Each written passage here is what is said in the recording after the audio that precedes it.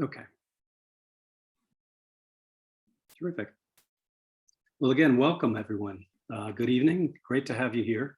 I'm going to continue to admit folks as we go. We had an enormous number of registrations, which is really a tribute to how much the word has gotten out about the Solarize, the Triangle campaign and program. So we're really excited. My name is Ken Halden. I'm with Solar Crowdsource. We're the facilitators of the program on behalf of the 11 communities. And we work with the platform that creates this opportunity for everybody to buy together through this wonderful construct that we've created here. But I'm only one part of a very large number of folks who've partnered together to make this a success.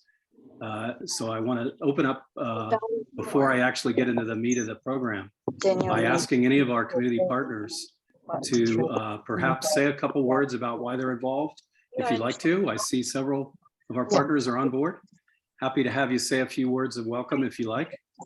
If not, we'll go ahead. So let me leave it open for a moment in case anyone wants to say something. Evening, hello, and who you're here on behalf of. Hey there, this is Megan Anderson, City of Raleigh Sustainability. You know, renewables and energy use in buildings is one of the biggest areas of climate impact that we can have. And there's just so many reasons that, you know, getting cleaner energy here in the Triangle is important to us, lots of other benefits as well. So we're really proud of this program, and we work really closely as all of our sustainability counterparts across the Triangle. So just really excited to see all the support for this, and please keep telling your neighbors, your friends, and also the businesses and organizations you work with too. This is Councilmember Rao with the town of Morrisville. I just want to welcome everyone here, and we're really excited in Morrisville about the great things that Kimberly Conley and our team in Morrisville is doing for sustainability. So looking forward to a great presentation, and I want to thank Solarize Triangle for everything you're doing, and we're proud to be a part of it. Hi everyone, I'm Tobin Freed with the Durham County Sustainability Office. I echo a lot of what's already been said. Just so pleased at the interest in this program, and very proud to be working with our colleagues in all these other jurisdictions to really make this successful here in the Triangle. So thanks for your interest, and look forward to the discussion tonight. Hello, everyone. My name is Amy Eckberg. I'm the Sustainability Programs Manager with Orange County, and I'd like to echo everything that my colleagues have said. It is so exciting to see so many interested people in this awesome program, and I can't wait to get started. Thank you, everybody, for being here. Well, that was terrific. Thank you so much. And that's a good example of how everyone's come together to collaborate on a region-wide basis. I can tell you that as someone who works with communities in executing these kind of programs, what we have here is highly unusual in terms of the collaborative mode that we're all in, and the idea that we're all coming together from 11 communities in the region. And that takes a lot of coordination, but it takes a lot of dedication and a lot of desire to make this work. So for me personally, I work for Solar Crowdsource, as I said, which is a facilitator of these type of programs on behalf of communities. This is a one of a kind.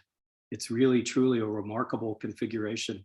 Oftentimes it's a sort of a single town type approach, and this is not that, which really just adds to the net effect of what purchasing together is all about. So I could not be more proud and honored and grateful to be a part of this.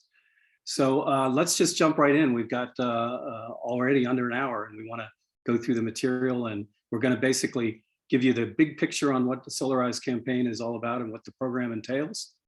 And then we're going to introduce you to the installer that was selected to be a part of this, and they were selected for good reason, and let them take you through sort of the particulars of how they go about evaluating your home and providing a proposal or your business or other commercial property. And then at the end, we'll take some Q&A, and hopefully with so many people on board, we will be able to take as many questions as we can. So let's get started. I'm going to go ahead and jump over to a presentation here that I'm going to take you through and then hand off to our installer. So give me a moment, please.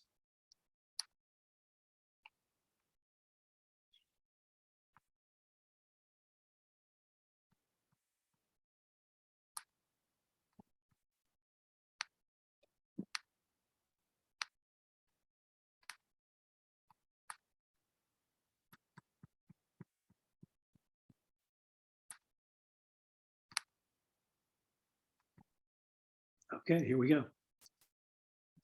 Still admitting folks. There's a large Oh, yeah, crowd sure. here this evening, so bear with me on that too. As I said, we have a tremendous opportunity here to come together as a region under the Solarize the Triangle banner. And what that means is we're all collaborating on a purchasing program. And that's essentially what it is. It means rather than us buying individually and going through the process of selecting a solar installer from the many that are out there and having to go through an arduous process and a complex process, we've done a lot of that in the upfront. And so you have the advantage of sort of buying as a group, buying as a community, or in this case, buying as part of multiple communities. So the strength of that is pretty incredible. Everybody see the screen okay? I hope so. Here's a Yeah, quick. could you shrink it a little bit? Oh, sure, absolutely. I was thinking that might be an issue, so bear with me. It's always hard to tell on this side. Better? That's better. Okay, good. I didn't want it to be a eye Thank you. test, but at the same time, wanted to fill your screen adequately. Again, 11 communities. It's an amazing configuration that's come together to create this. And as I said, a lot of times towns do this on their own. The idea that we can all do this collectively, it makes it even stronger.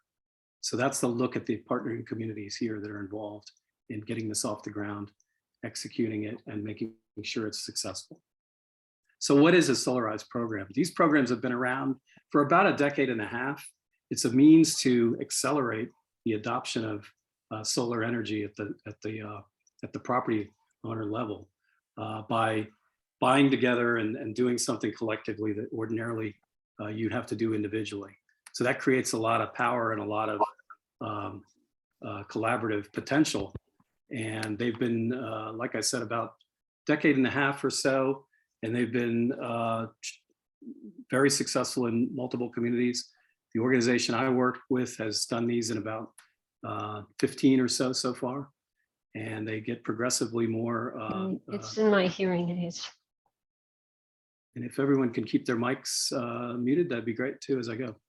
So what they are is they're a group purchasing program at the core. They apply to anybody who's a property owner, whether it be a residential property owner, commercial property owner, or a nonprofit. I'm sure there's a recording somewhere. I'm gonna try to ask everyone to mute. I can't see everybody's microphone, but if you could, thank you. And at its core, it's to make affordability and accessibility something that happens as a result of working together. So how does that go about? How do we go about that? We pre-select, as a matter of a request for proposals, a design and installation firm. We went through a rigorous process earlier this year to assure that we've got a competitive bidding mode, which again benefits you, as well as a sort of a set of criteria that are very custom to the community. And that process then led us to having a partner for this program. And the way it works is you essentially will get an evaluation when you're enrolled. I'm thinking that many of you may have already enrolled and are sort of either looking at an evaluation or a proposal, or perhaps there's one pending for you. But essentially, it's a no obligation situation. Once you enroll and ask for involvement in this, you'll be contacted, and then the evaluation process for your home or business gets underway. Again, pre-negotiated. We've done the work up front to design the pricing for this. And the whole concept here is the more of us that buy together, the lower the prices go. It also is deliberately limited time. We want to assure that this is something that isn't like a permanent circumstance. There's a lot of dynamics in pricing of solar energy, and we can offer a limited time campaign by making sure that the installer is sticking to these pricing schedules that have been created, but also it actually encourages people to get on board. If you leave it open-ended too long, a lot of people might stay on the sideline, and it's really important that we use the power of buying together to get everyone on board at the same time. So the idea that you've signed up for this this evening means you're probably very interested and know a lot about solar, but you may not. But functionally, it helps you take what's an expense, your monthly utility bill, and turn it into a type of investment, an improvement on your your house. It's obviously something that you can use to hedge against utility rates as they escalate year over year. It's a value-added opportunity for your home or business, of course, when you add a system of this type of sophistication. You're making your home or business an even more attractive asset. There are tax incentives. We're going to talk a little bit about that. They've even gotten better since we've launched.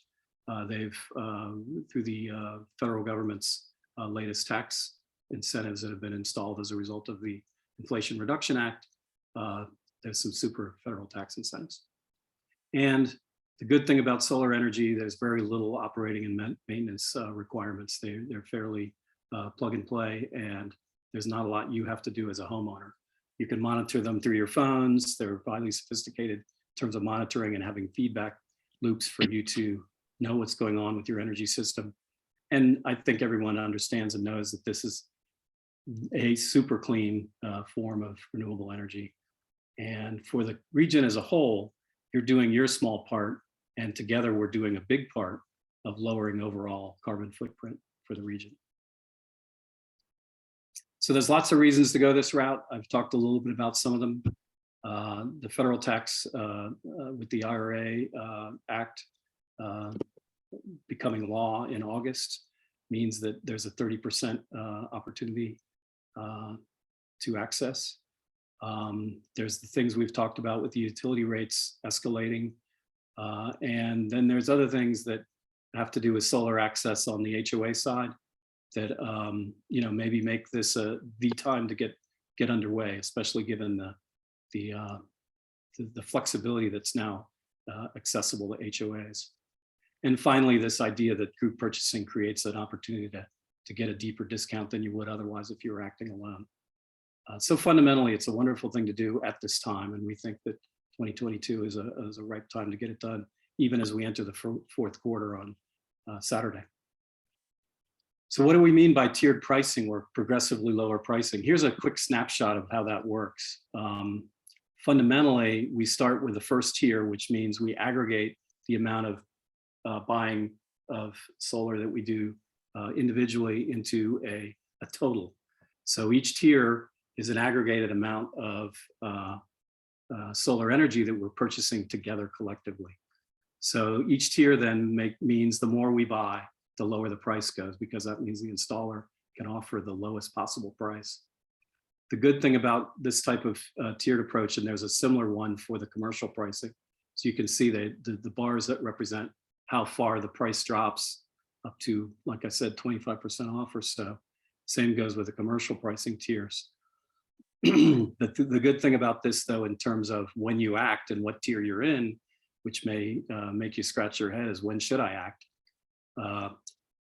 No matter when you make a decision on a system in the period before the contract deadline is up, you're able to get a rebate to essentially match anybody who's at the lowest tier. So by that, I mean, if you were to come in at tier 2, meaning as we get to the next tier and the third tier and the fourth tier, you would get a rebate equal to the people who were at the front end of this. So in essence, at the end of the program, everybody's equal in terms of their participation, and moving through these tiers is going to be, I think, a very rapid process given our the volume that we expect to achieve here.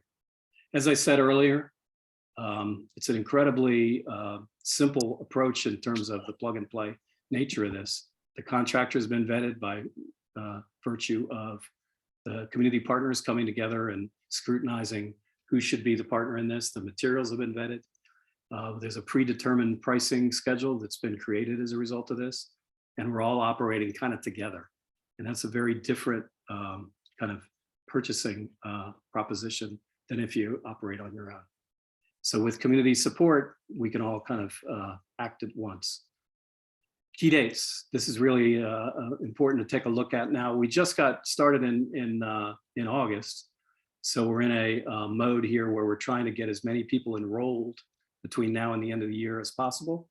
What does enrollment mean? It's a very simple task. It's go online, put your name and information in the system, and that puts you in a mode and it's a very short, brief process. That puts you in a mode to begin to be contacted by the installer firm and then start the process to get an evaluation for your property as they filter through your needs and your custom circumstance. So enrollment is a very simple thing, but putting your name in that hopper means you're eligible for this. So we're doing our best to get the word out, spread the word, and make sure that we get as many folks enrolled as possible. But then there's still a considerable amount of time left to make a decision once you have a proposal. So you're not in any kind of fast-paced mode. I talked about a limited time campaign. The limited time really has to do with that enrollment deadline. So as I said, enrollment is quite simple. There's a slightly different deadline for commercial and nonprofit buildings. They have a very different sort of purchasing profile, as well as the customization of a commercial building can take some longer time to develop, as well as to get decision making accomplished within a business environment. So therefore, we provide a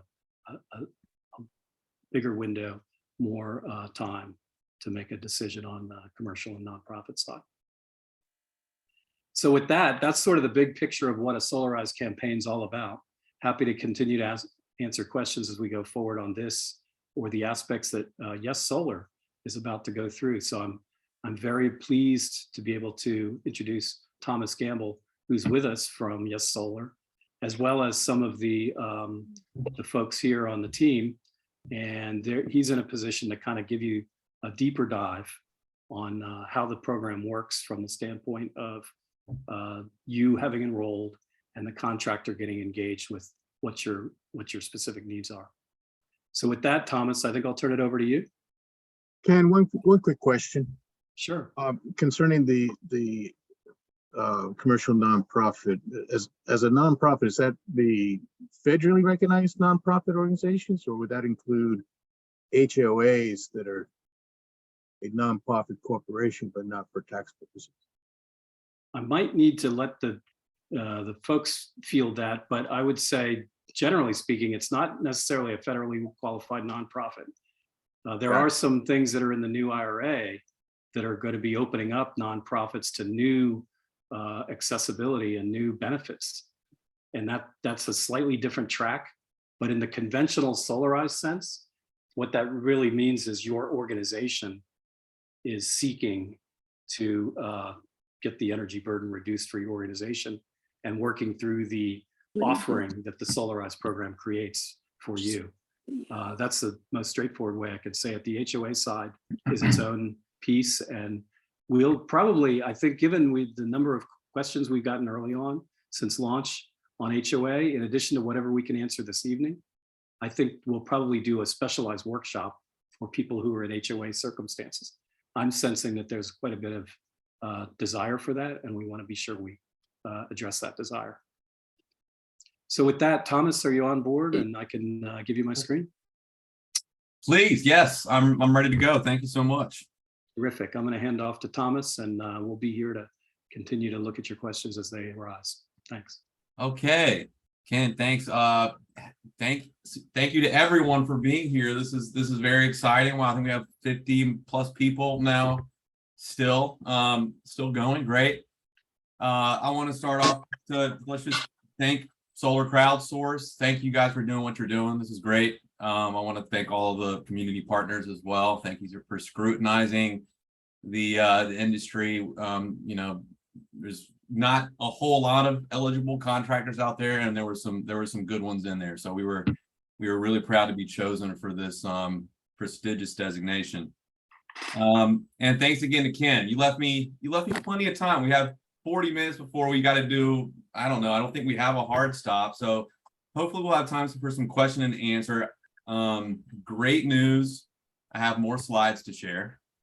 So we're going to look at some cool things. We'll look at I'm going to show you kind of how we come up with a system design. We'll go through a slideshow and talk about batteries and a little bit of science and stuff. And then we'll open up the floor. I think probably the best way to do Q&A is if everybody is familiar with Zoom, you can go to the bottom of your screen and you'll see a tab that says reactions.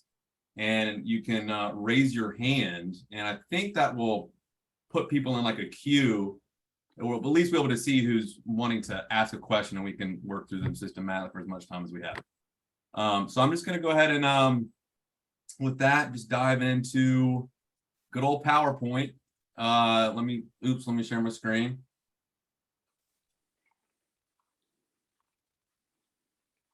Okay, and I want to make sure I'm as well. Ratios are good. People can see this PowerPoint. Looks good. We can see your deck, but it doesn't matter if you're, unless it Yeah, bothers that's you. fine. Thanks.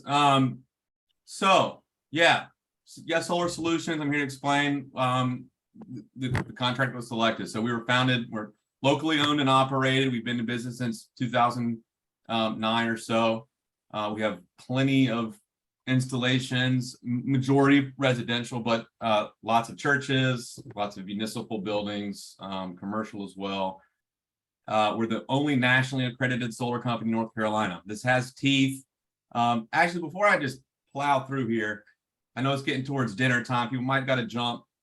We are recording this and can send it probably out to all the participants. And I'm going through a lot of stuff that we encourage y'all just to reach out to us and schedule a consultation. And that's the whole reason the enrollment exists. No obligations, just free consultation with us. And we can run through all this, do as many questions. And, we have a whole team of people waiting for you guys to reach out. You can do that through Solar Crowdsource website. You can contact Yes Solar Solutions directly and say that you're calling about the Solarize program. So yeah, this is, sorry, just kind of wanted to back up there and frame that. We were, I could spend time on why we were chosen, but, I'd love to talk about that. We have everything as buttoned up as we can possibly be. I owe that to our dedicated owners who are local, small business owners for decades now. One of being which a woman that we're very proud to say we're a local woman-owned business in the Triangle doing sustainability. Top rated for a reason. We are not a set it and forget it company. We follow up with people. We're there for people. We don't nickel and dime when the inevitable service issue arises. We're there expeditiously if somebody needs something. And people love us for it. You can find reviews all over the internet. Google, Yelp, of course. These websites can be manipulated. So, look around. Facebook, Reddit, Nextdoor, the organic sites as well have awesome testimony everywhere. So one of the reasons we're chosen is I've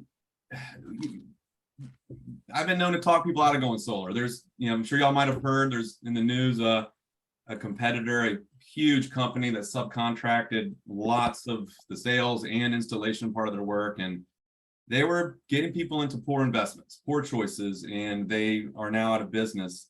This is rampant across the country. So yes, the Solarize program it's attractive that it helps pricing, but also very importantly, we're hoping to guide folks into a good decision and help them avoid some of the Wild West nature of the solar industry, which is more and more apparent daily in North Carolina. You don't want to put solar panels in the shade typically. So trees surrounding a home are going to make the decision a lot harder. I'm not saying it's not going to be a no. For example, if your main goal is wanting enough power to charge a battery system reliably to power your refrigerator and a well pump through a hurricane, then you might not care that it takes 20 years for the solar panels to break even. That's one example. Also, folks might want to remove a tree or two. They've already been thinking about that oak that's overhanging, that's causing a bunch of problems. We can help you assess that as well with some vendor partners we have that are awesome at identifying trees to remove to help solar access. Here's some examples of a good roof. It's pretty obvious, not a lot of trees around. Some trees we can work around, but folks, we got to break some hearts. If you're in the woods, probably not going to be the best investment, but please reach out. We can assess that case by case. So real quick, guys, solar, you don't need to know a lot of science. I'm sure a lot of folks here probably know a lot about solar. Some folks know zero. You don't need to know a lot of science, but it is interesting to just note a few points.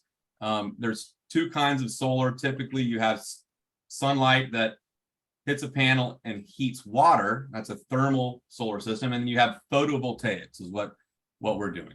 And this is when light literally creates electricity when it's absorbed by the silicon, which is a crystal. So these cells, these wafer thin cells that sit in the solar panel are literally shavings of a crystal. So these crystals on your roof being bombarded by sunlight create electrons. It goes through wires into your home.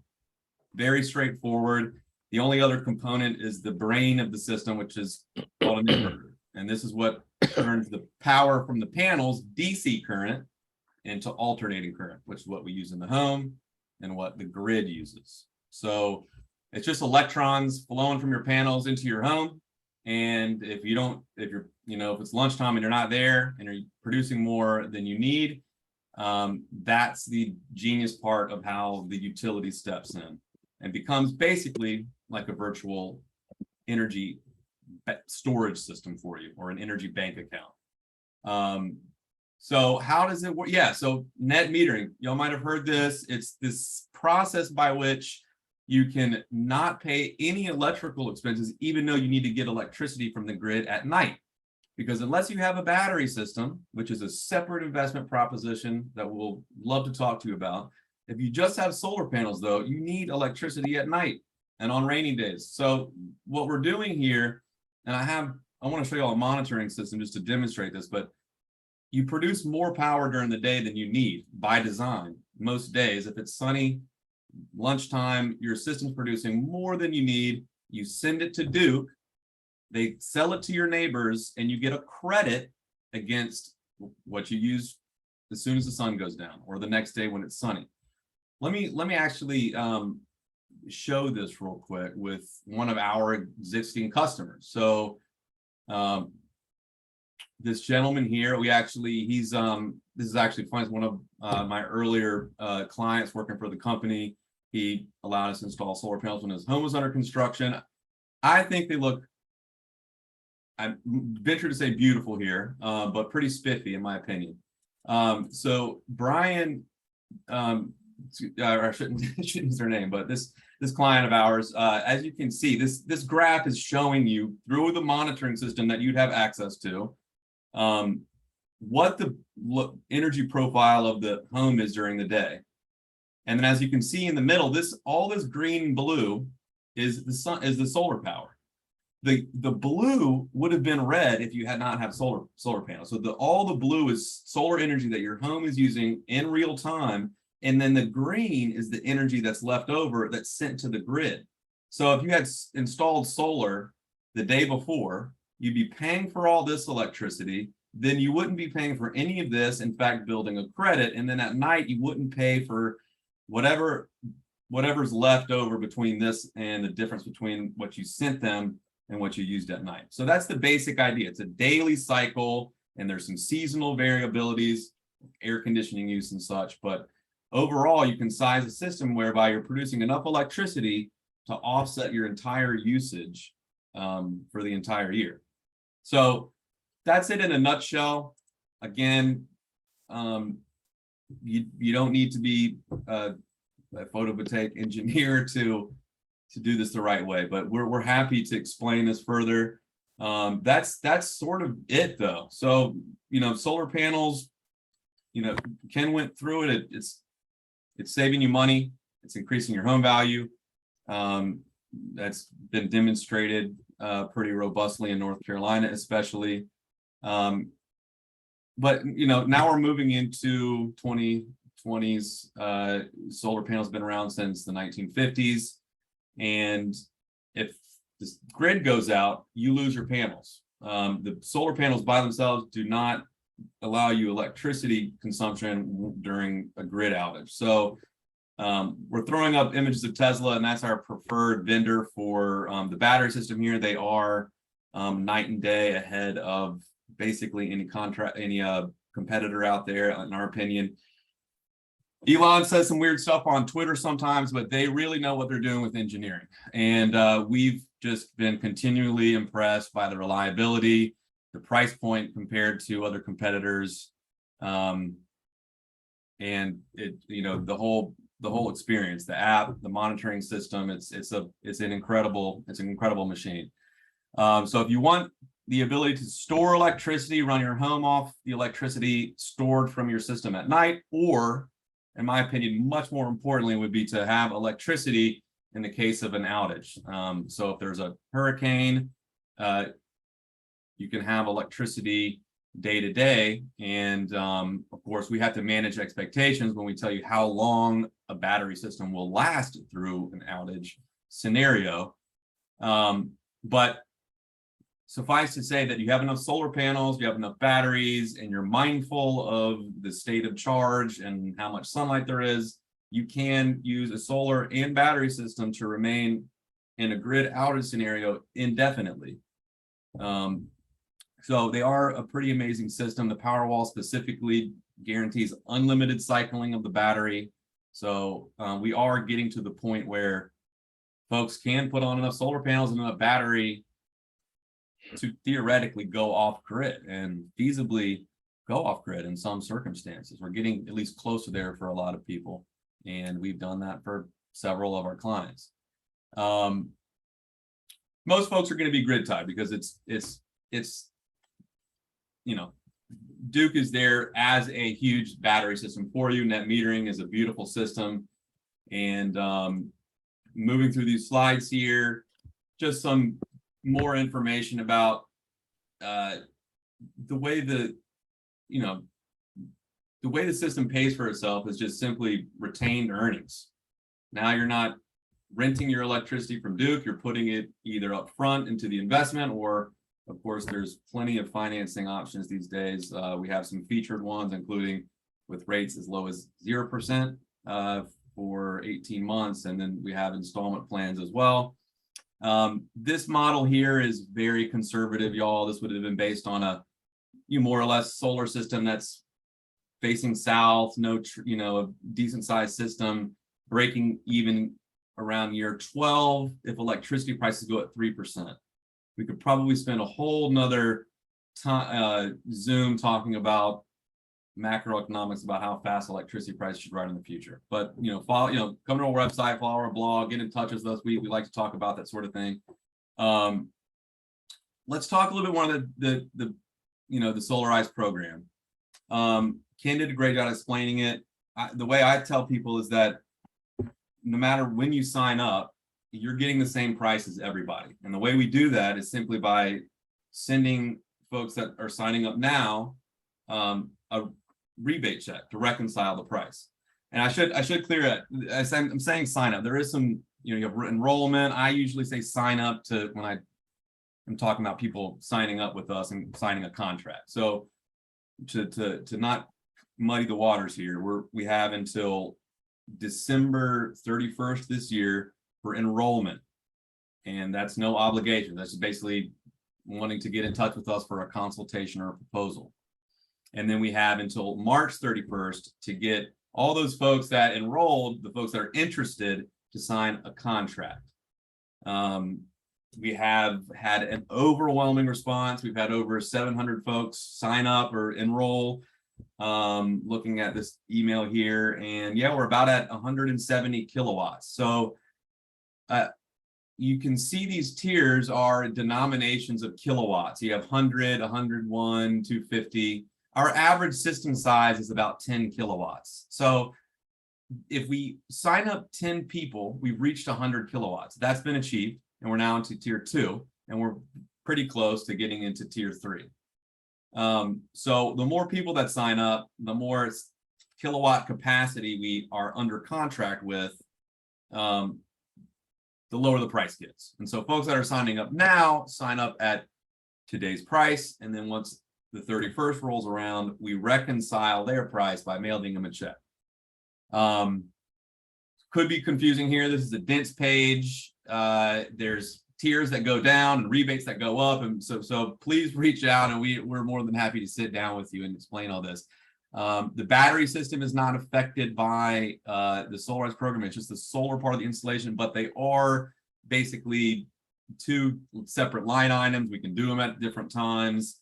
It's a very interesting technology, but it is nascent, and you know, the EV market technology is also kind of affecting that stuff as well. The last page here is a registration page. So I'm just going to leave this up. There's also a link to Solar Crowdsource in the chat, I believe. I was, you know, if we don't have, you know, for whatever reason, folks just want to hear me talk more, I could dive into, you know, showing models and showing how we size systems, and, you know, that's nerd stuff that I like to do, but some people like to see it. But with that being said, I think I told folks they could either chime in or raise their hand. I'll pass the mic back over to Ken. Thomas, that was wonderful. Good overview. And I think given the energy in the chat with great questions already posed, I think it's helpful just to move into an interactive mode. I can kind of go through some of the items in the chat and kind of pose them out there. Some of them are straight. I don't think I'm Everyone recording would it. They're please just mute. recording it. Thank you. Shoot. I'm not mute. I'm so sorry. Thank you. I was going to suggest that we'll go through the chat. We can also probably take some audio questions, although that risks opening mics again and all that. But why don't we go with the items in the chat, and I can kind of take them from the top down, Thomas, and we can field them. And I also welcome the partners that are on the call too. There's some really knowledgeable folks here who can chime in as well, as some have already done on the on some of the responses. So let's just do it that way and kind of take it as a roundtable approach for the ensuing time that we have left here.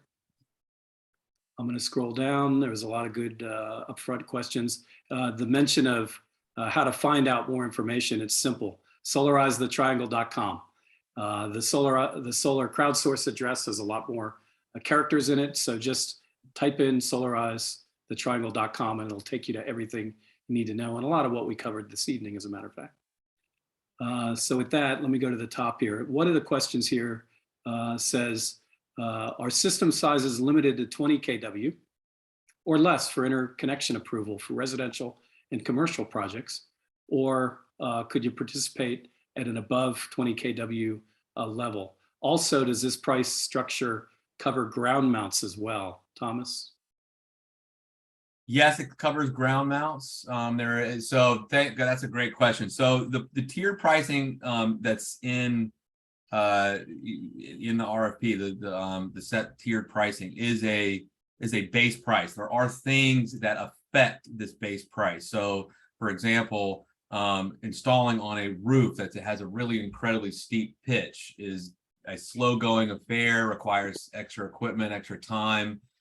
So we add a little bit of an extra cost for that. Ground mount, lots of extra equipment, there's trenching.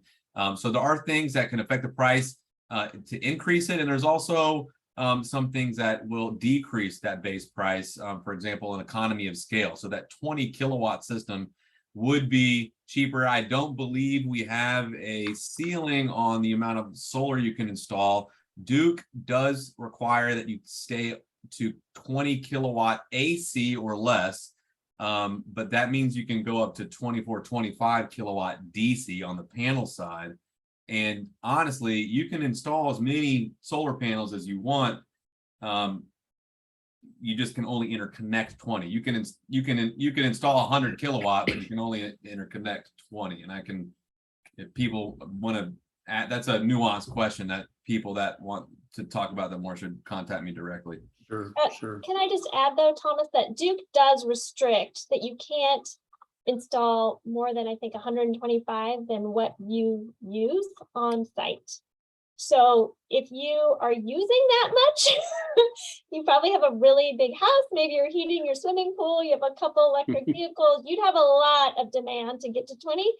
And so that is really a restriction, is that Duke will not let, because they are only going to buy so much excess from you. Yeah.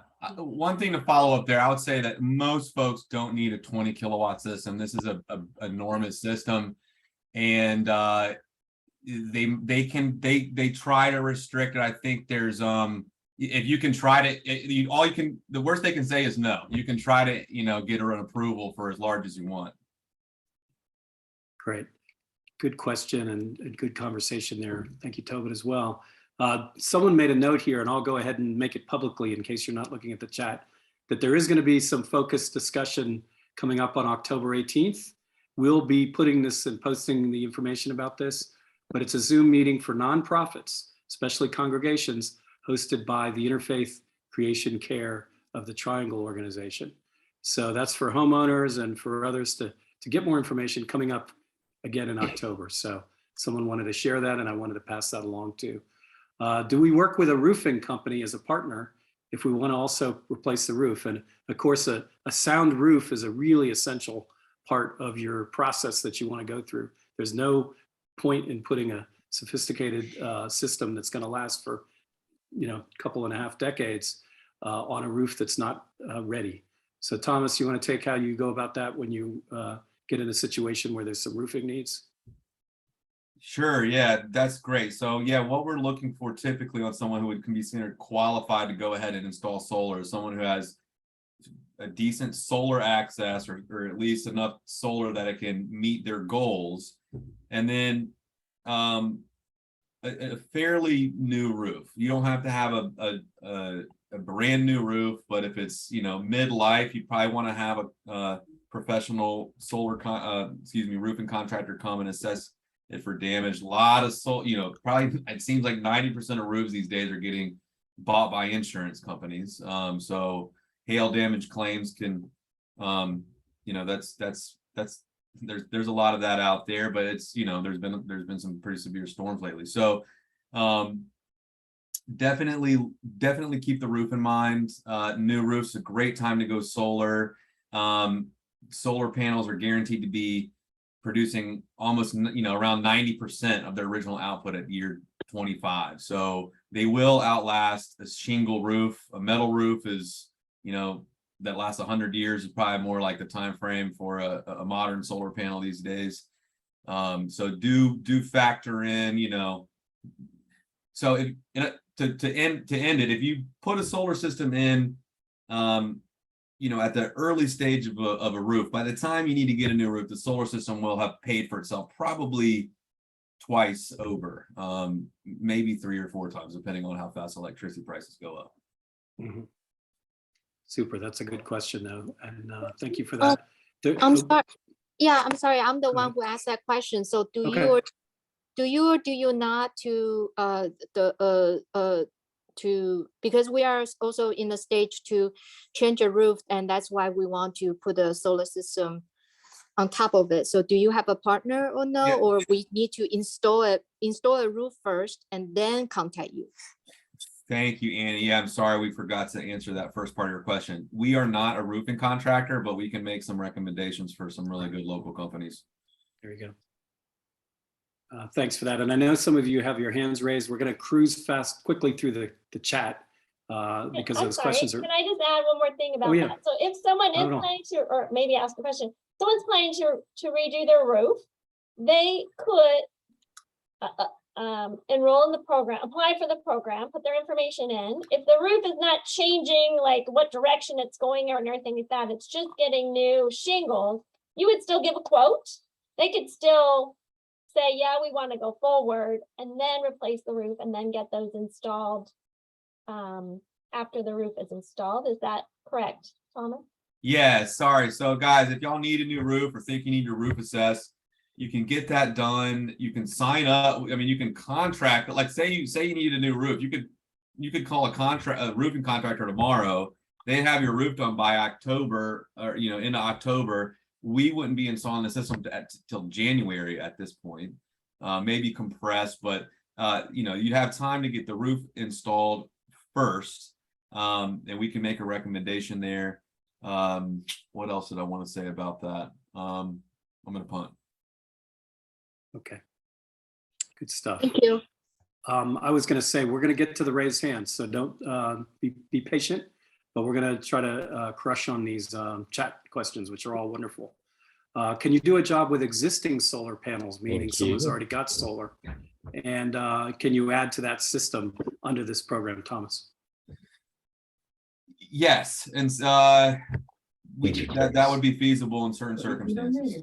Okay. Yeah, put my computer there.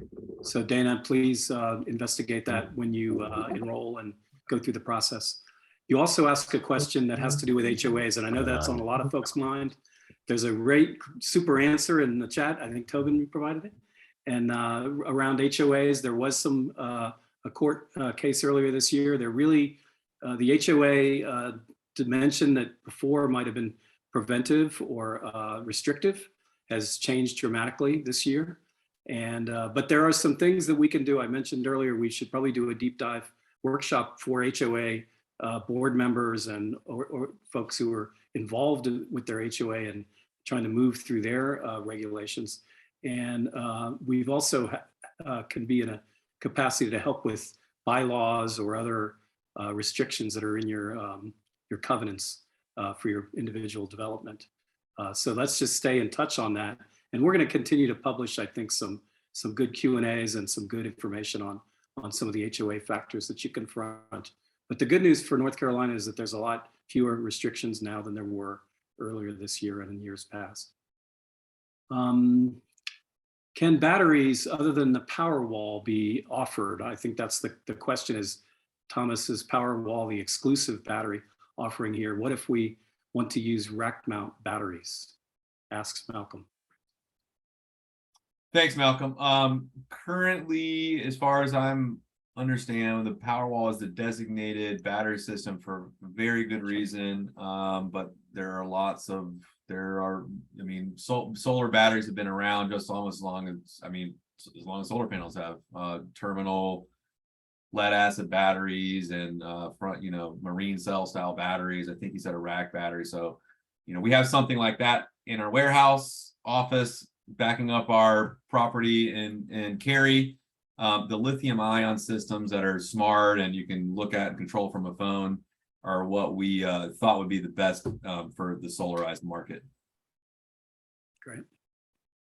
Going on again through the chat questions, are utility companies required to provide a rebate? I think that has to do with the net metering. Can they change the amount? That probably has to do with you're talking about during the life of the system, perhaps. Lucy, Thomas, do you want to field that? I'm sorry, can you repeat that? It says, are utility companies required to provide a rebate? I think Yeah, that really rebate's refers probably to the hookup, to the interconnection. And rebate was the wrong word. What I've heard is that it started out and they were going to pay you X amount for the stuff, and that has changed over time, and that it's looking like it may change more. And I'm just curious how secure is this model that you're going to be able to sell it to the utility company and have that fund. So I think Thanks, you're referring Lucy. to the Yeah. changes in net metering. Right. Is this direct? Should I take? Yes, this go one? ahead, Thomas. Okay. please. It is it's not a fun conversation because there's not a whole lot of answers right now. Similarly to what's happened in California and in Florida, where certain top-down efforts have been made to make net metering and solar processes on the utility side not as advantageous. And similarly to California and Florida, there's been a successful effort to push back on that, take it back to the drawing board, get it back on the negotiating table. But there's NDAs out there. There's lots of closed doors. We don't really know. As far as I'm understanding, I'm not the smartest person about this subject. I'm sure there's folks in this chat or in this Zoom that are probably closer to the issue than I am. But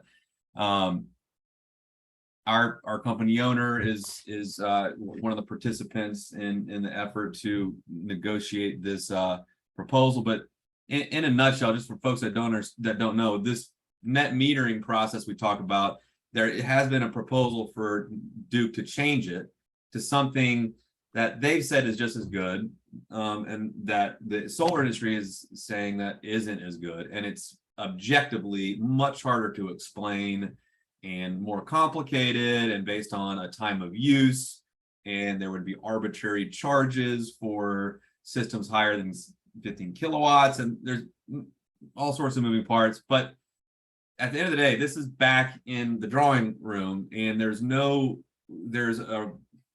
apparently a review date that's haven't even been announced yet. And then, so look, I'm stumbling here, but we don't have an effective date for any sort of policy change or revision or bridge plan even yet. And so if folks can get installed now, what we do know is that they'll be grandfathered into whatever they can interconnect with now for 15 years.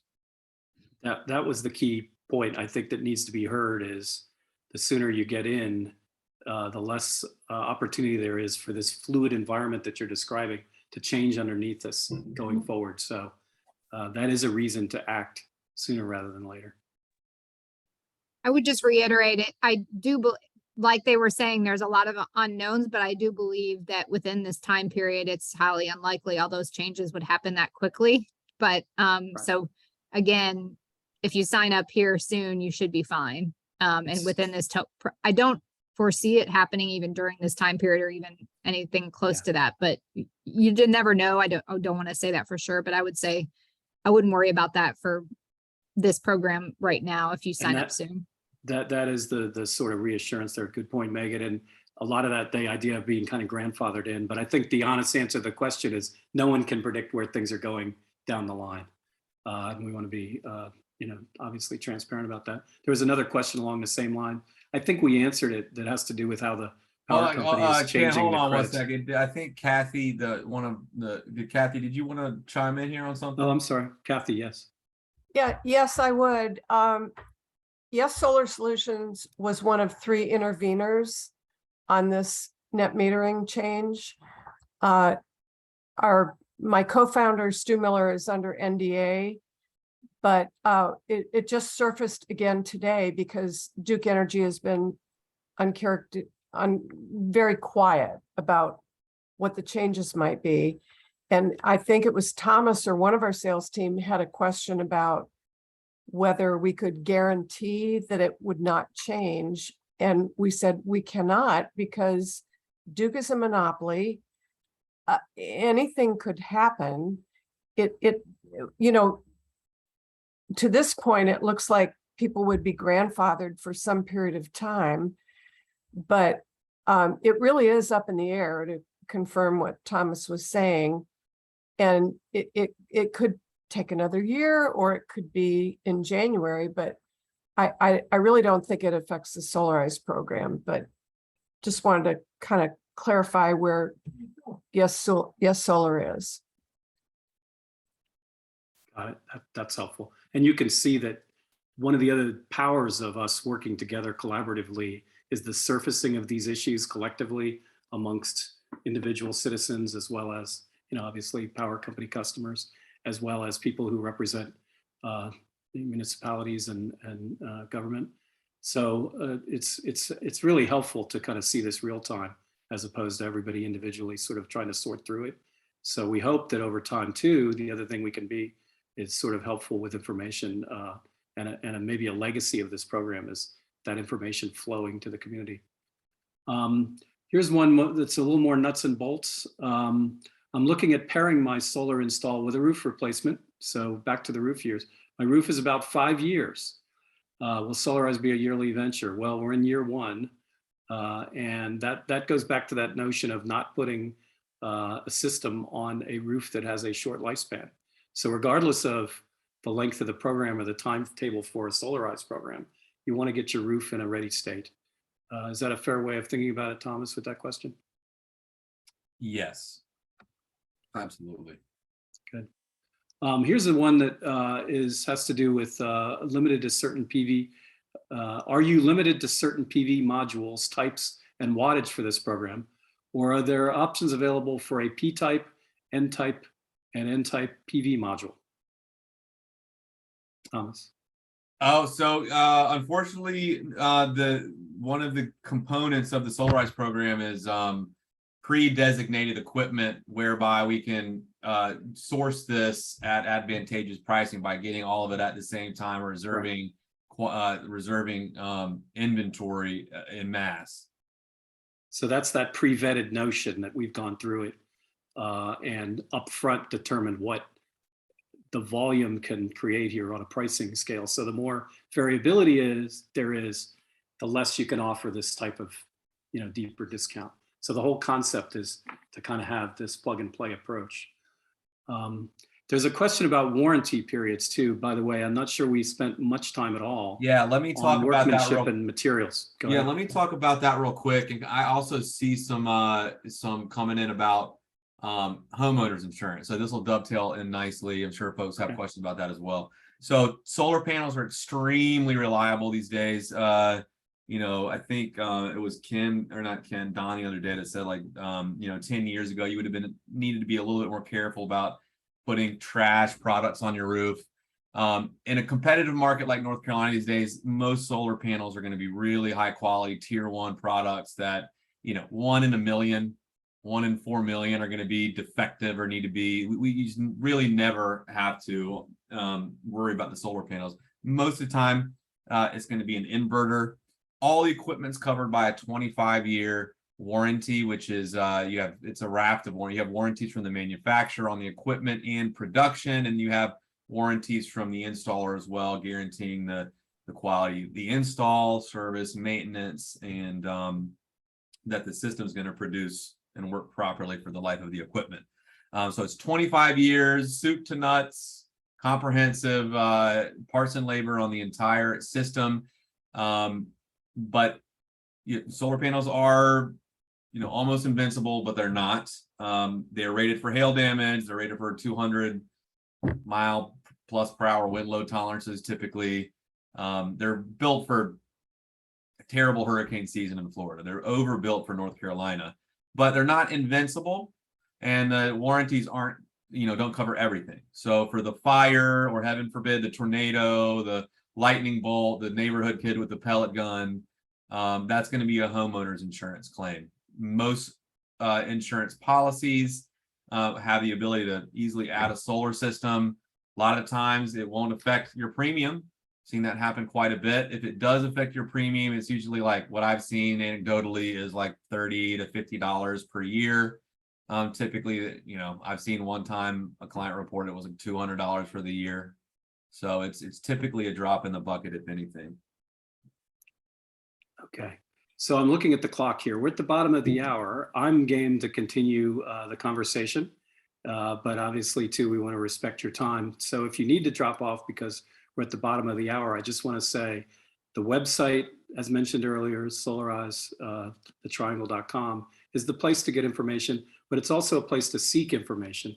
In other words, if you're not seeing what you need, there's an address in there, admin@solarizethetriangle.com is a place to drop an email. And if you have questions that extend beyond what we're here to address this evening, please utilize that inbox.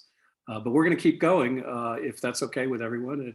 But I also understand if some of you need to, if some of you need to drop off, please do so. And we really appreciate you tuning into this. You can see that it's a complex subject to some degree, but we're also here to try to help simplify and move through it. So your time this evening was very hopefully well spent from your perspective. So we're just going to keep going through these good questions. Someone mentions a firm that they've had some issues with, and I don't think it's our role to talk about circumstances that people have gotten in with different companies. But what we can answer is the bottom line of this question. How can we be sure that this now out of business company, how can we be sure that the technology that's being offered here is sound and trustworthy? And I think Kathy and Thomas have talked a lot about the time they've had in the marketplace here. So I think that's a starting point for that, Thomas.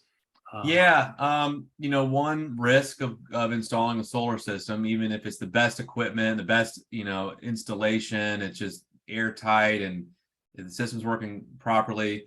And then something goes wrong and you reach out to your installer and they're out of business, or you are unsatisfied with their service to begin with and you want nothing to do with them any longer, or it takes them forever to return their whatever it is. You are at that point going to need to contact a third party. This is a risk with going with any home improvement that with something that's operating day to day. That's the beauty of the Solarize program. They've they've chosen a company that's been around, financially healthy, growing company, fully bonded. So, you know, hopefully, you know, even if we did go out of business, there'd be some recourse. But yeah, that is one risk. If there was a, you know, if Yes Solar was no longer around at year 15 and you needed to have an inverter replaced, that would be an reinvestment in the system at that point. So Kathy, the co-founder of Yes, would like to chime in. I'm not surprised on this question. Kathy, you want to take a moment and say a word or two on this? Yeah, I sure would. The company that just went out of business has a long history on Better Business Bureau of complaints of misleading sales tactics, product issues.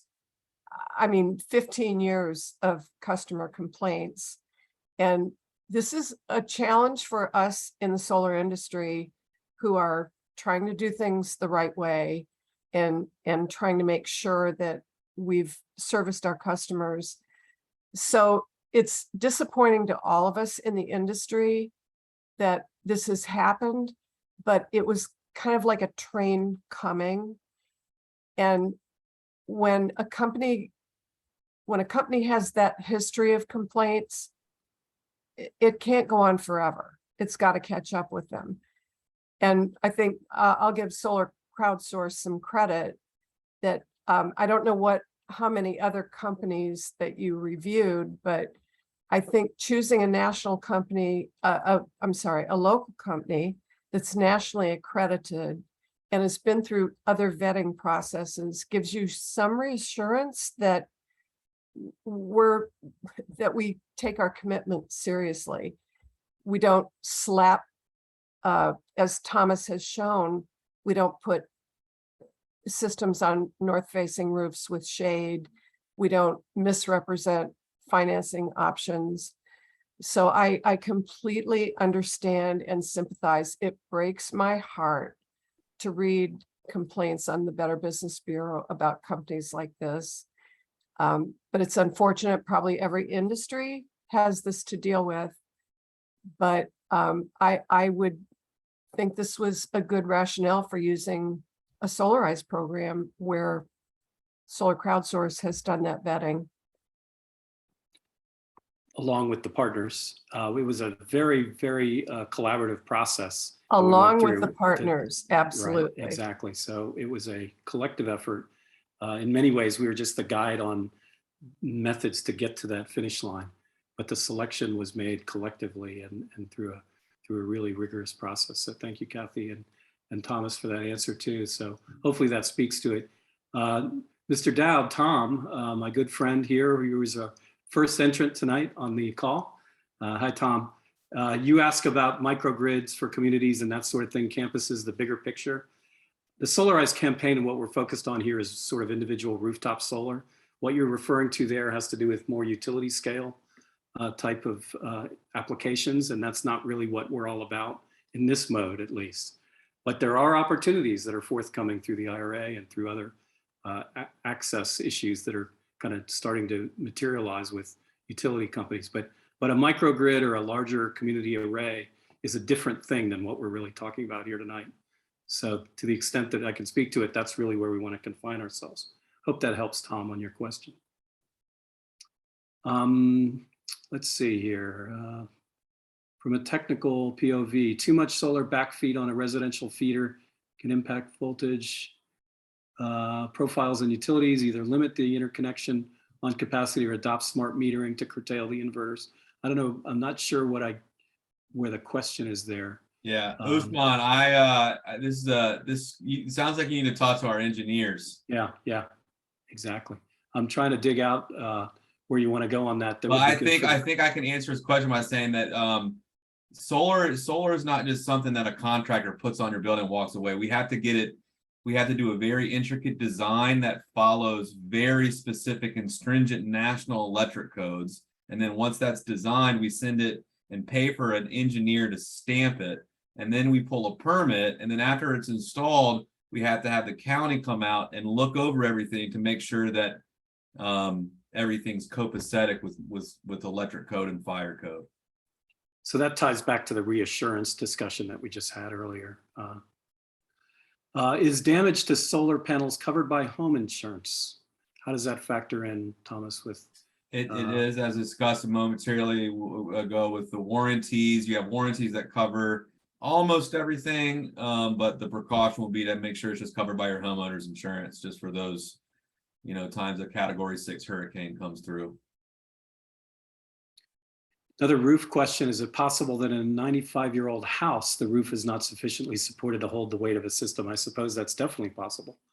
There's a correlation between age and structural integrity, but I mean, there's plenty of ancient houses that have amazing, think about old old log houses, and I mean, it's an individual thing. And most modern houses have the sufficient rafter depth and spacing and or trusses that we very, very, very rarely have to do anything with modern home structural integrity, or older homes. Is really, well, I was going to say a 95-year-old home can have timber density that's beyond the imagination of modern. Right. Really, we're worried more about like if it's a home constructed out of mobile units. Usually, that's when we see things that need to be reinforced or non-feasible. There you go. But it's another way to, if you get into the hopper here with the enrollment, kind of raise your hand, say you're interested. You're going to go through the process of understanding what's going on with your roof and with your overall structure in terms of its integrity to handle the system. Yeah, you're going along with the stamps. We have to get a approval on the structural integrity of the roof. So we have to send it to an engineer, and they do their process and approve it for permitting to make sure it's structurally sound. Mr. Kirschner, you've patiently had your hand up for almost the entire time. I want to recognize you, and if you want to ask your question and unmute, you're welcome to. Yeah, thank you very much. Actually, over this, I got a few questions now. Okay, let's hear it. But the first thing is, don't necessarily beat up on HOAs. They may be interested in working with you. So, oh boy, I hope that didn't come off as beating up on them. It's a matter of navigating what you're encountering as a homeowner within an HOA construct and being able to move forward. If anything, we want to encourage the HOAs to kind of open up to things relative to this. So I hope we didn't give that impression. So several things. I know in our community, I know we're looking at, we are in a HOA community here, and we're looking at roof replacements, but don't have on schedule to do them right away. Got to kind of schedule those out. So a couple of questions. That is, if we sign up for the program and get evaluation stuff, can there be a delayed install? Can there be a what? Delayed installment, Yes. pending when we can get the roofs. I mean, as long as it's not past the installation deadline, we can delay the installation. What would be an installation deadline? Yeah, what's the installation deadline? I July, go I back think. to the milestones. Yeah, the middle of next summer, I think, for round one. It's the end of June. Thanks, Kathy. All right, so more likely not. If we can't replace our roofs by then, we might be better off waiting for the next round. Hopefully, be ready for that. I'd still suggest getting in the queue so we can keep you abreast of the program and you get updates for sure. So it doesn't, if you sign up, it doesn't mean you have to do anything now, but I would, That's right. just so we can keep you in the queue and make sure we're keeping you updated. So Great on advice, that. Megan. we don't need to commit until the. I have it someplace. You don't need to By- commit by- to a contract until by the end of March, right? March 31st. Right? Okay. So good advice. Just go ahead and enroll. Another question I came up with is this with the installment, is this a one-time payment that we need to come up with, or can there be time payments, or how's that all work out? You want to talk about financing a bit, Thomas? Sure. So it's choose your own adventure. If you do it with, if you have some savings or whatever, you have the cash to do it as an upfront investment. We accept most forms of payment, 30% deposit, 60% the day of installation, and then 10% once the project is all complete. Otherwise, we have some financing options. The most popular one, and featured that's also featured by Solarize, is 0% interest, 18 months. It's a promotional period of basically the same as cash loan. It sounds too good to be true, but it works just like it sounds. The only way this bank makes money off of this product is if there's a balance left in the loan after 18 months. So it is a 25-year offer, but it has a with a like an 8% APR. We don't use it for the long-term effect of the loan. We use it for this 18-month promotional period, whereby it's 0 down, no payments are required for 18 months, and if you satisfy the full debt before the 18 months is over, no interest is applied. We also have an installment plan if you want to completely avoid a cash outlay and just do a solar mortgage basically. That's also available. And also, you're welcome to go out and find your own financing somewhere. Of if you course. have a home equity line or something else, so you don't. It's wonderful to have those options, but you don't have to use those options. You're welcome to finance it other ways if you find a better deal. Thanks, Tobin. And I was going to say, we included the financing options in the selection of the installer, and we looked over those as we made a decision. So that was part of what we wanted to accomplish. This goes back to affordability, right? Right. So little broad to some other town managers that might still be on. Our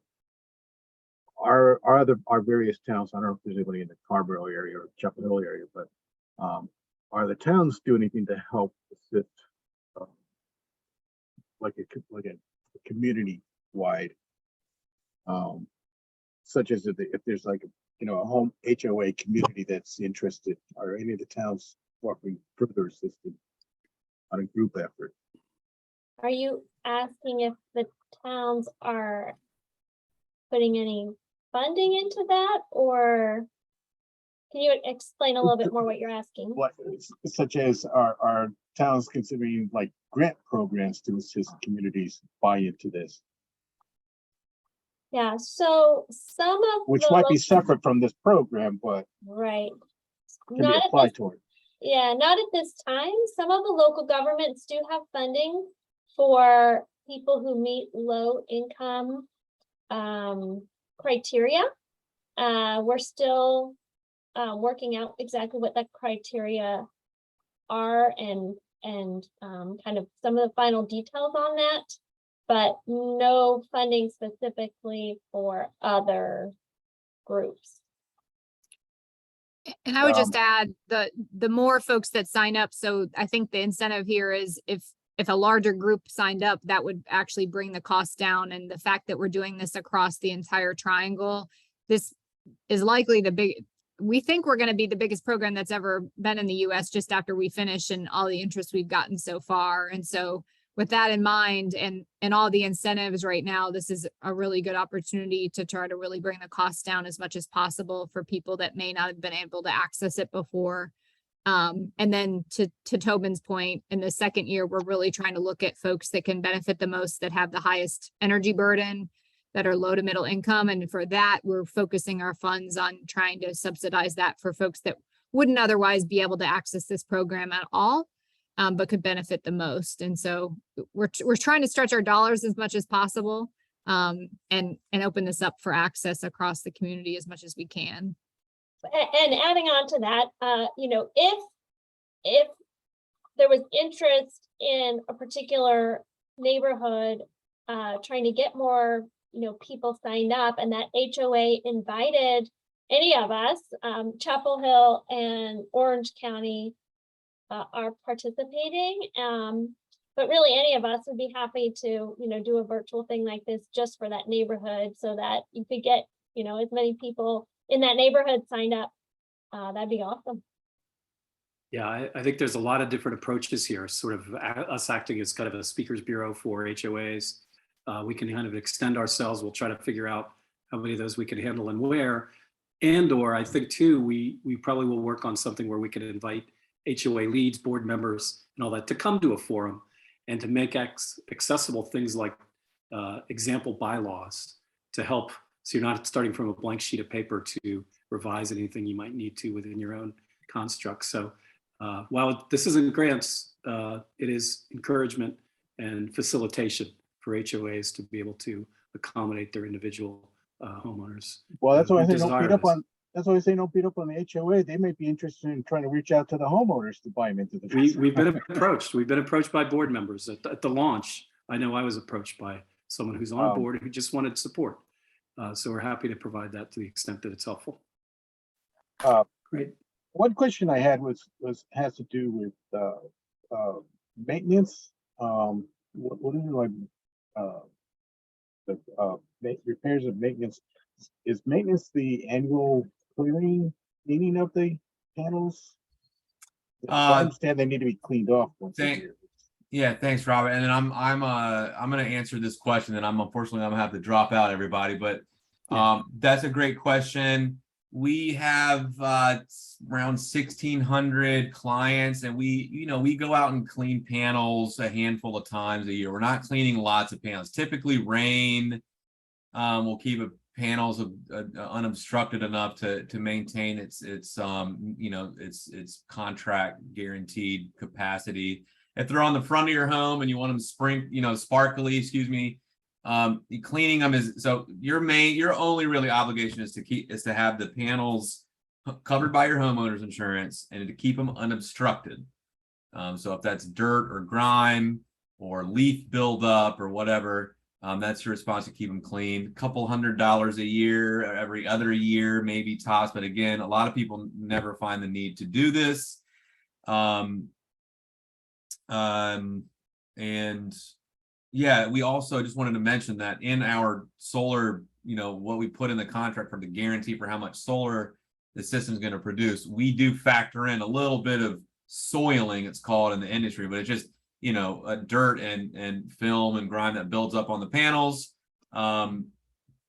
We do factor that in. So there is a little bit of a D rate factored in for just pure soiling. So that's already, so if it's not affecting the production, you don't need to clean them. If you want them clean, get them cleaned. If it is affecting production, we'll come out there. We'll make sure it's the panels that it's because they're dirty and not some other issue, and then we can clean them for you.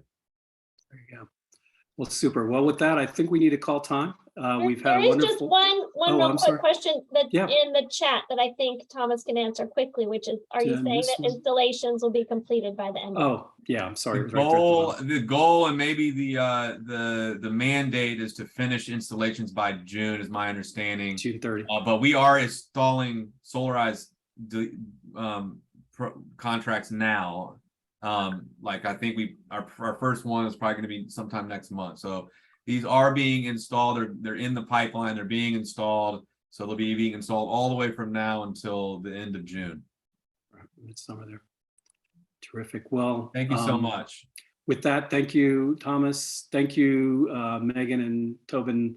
Wonderful to have you as part of this dialogue, and really want to thank all the attendees this evening. It's been a very interesting conversation. We look forward to seeing you in the enrollment queue, but also to pose your questions to admin@solarcrowdsource.com or solarizethetriangle.com. I'm sorry. The email address is on the website, and look forward to answering your questions. We're going to do more forums too. So if you enjoyed this one, we're going to do a deeper dive workshop on a number of different topics, everything from financing to other technical sort of nerd out questions for those who might have them. So thanks again. Grateful to have you all here, and really look forward to working with everyone on making this Solarize program everything that it can be and everything that it started to be. One last question here. Will the recording and the copy of the chat be sent out to those who participated? Yes, we've got both, and we will archive this and make it accessible. And we're going to build up some FAQ also. I think this is good proof that there's a lot of FAQ that could be helpful for people to reach out and get their question answered more efficiently than the time you have to spend on one of these programs. But whatever we can do to help facilitate information. Thank you very much. Again, thanks so much, everyone. Really appreciate your time this evening and look forward to staying together with you. And it's October soon, so keep thinking about what your needs are and hope to see you. Take care.